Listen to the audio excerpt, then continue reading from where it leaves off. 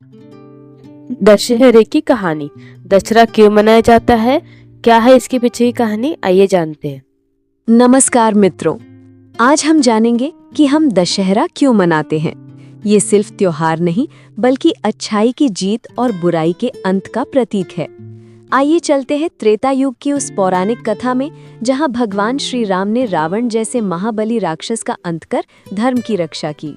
लंका नगरी का राजा था रावण, अत्यंत बलशाली, विद्वान और शिवजी का परम भक्त। उसके 10 सिर ज्ञान और शक्ति के प्रतीक थे।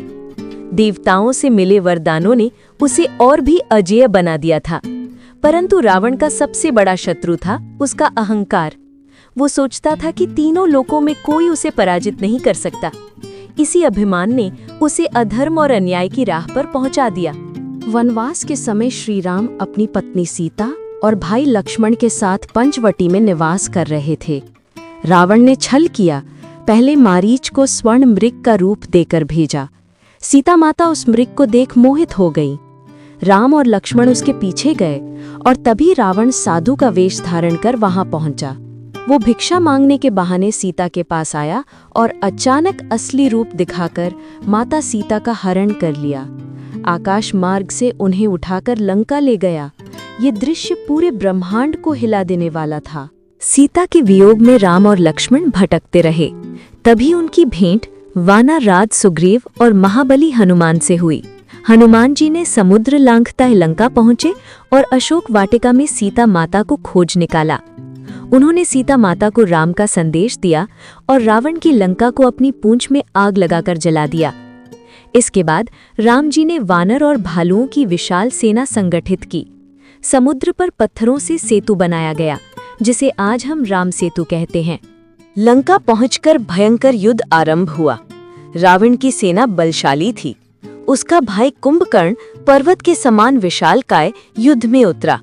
उसने अपने बल से राम सेना को भारी क्षति पहुंचाई, पर अंततः राम जी के बाणों से वो धराशायी हो गया। इसके बाद आया मेघनाद, जिसे इंद्रजीत कहा जाता था। उसके पास मायावी शक्तियां थीं।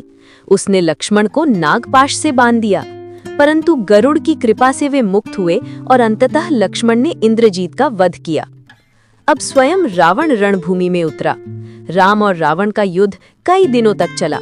राम जी जब भी उसके सिर काटते, नए सिर उगाते। तब विभीषण ने रहस्य बताया, रावण की नाभि में अमृत कुंड है। राम जी ने अग्निबाण चलाया और रावण का वध कर दिया। धरती और आकाश गूंज उठे। सत्य की विजय हुई, धर्म की विजय हुई। जिस दिन भगवान श्री राम ने रावण का वध किया, वही दिन था आश्विन मास की शुक्ल पक्ष की दशमी। तभी से ये पर्व विजयादशमी या दशहरा कहलाता है। आज भी इस दिन रावण, कुंभकर्ण और मेघनाद के पुतले जलाए जाते हैं। ये हमें याद दिलाता है कि बुराई चाहे कितनी भी शक्तिशाली क्यों न हो, अंततः उसका नाश होता है और धर्म, सत्य और सद्गुण की ही सदैव विजय होती है। प्रिय श्रोताओं, दशहरा केवल रावण दहन नहीं है। ये हमारे भीतर छिपे अहंकार, क्रोध, लोभ और अन्य दुर्गुणों को जलाने का अवसर है।